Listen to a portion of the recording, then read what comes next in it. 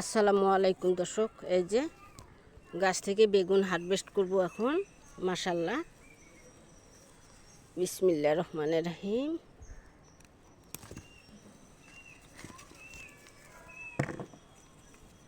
এই যে বেগুন, ওই দিক পড়ে যাবে আবার। বিসমিল্লাহির রহমানির রহিম।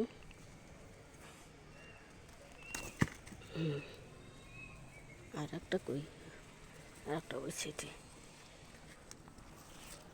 এই যে দুইটি বেগুন তুলে নিলাম। এখানে আছে একটি, সাইজে ছোট হোক, জিনিসগুলো খুবই ভালো, মজাদার, মানে নিজ হাতে লাগিয়ে খেতে যে কি সুস্বাদু। এই যে বেগুন ধরে আছে দেখেন, এই যে মাশাল্লাহ, কোথায় কোথায় বেগুন ধরে আছে। গাছপালা বেশি, এই যে দেখানো যায় না। এই যে মাশাল্লাহ, দেখেন আরও আছে বেগুন, তুলে নিচ্ছি।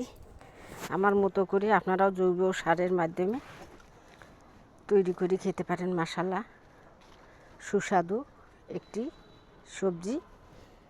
ঢেঁড়স ধরেছে, ঢেঁড়স এখন তুলব না, বেশি একটা বড় হয়নি। যে 4টে বেগুন সংগ্রহ করে নিলাম। এই যে 5 নাম্বার। এই যে আরও আছে বেগুন, ও ছোট, ওগুলো তুলে নিব না। এই দেখেন মাশাল্লাহ, জৈব সারের মাধ্যমে আপনারা সুস্বাদু রেসিপি নিজে থেকে, মানে নিজে গাছ লাগিয়ে খেলে যে কি সুস্বাদু সেটা বলে বোঝানো যাবে না।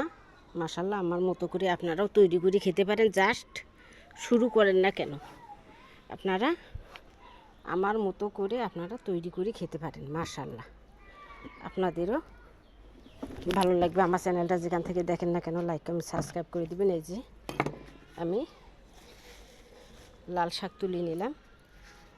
মাশাল্লাহ, শাক ক্ষেতটাও দেখে দেয়।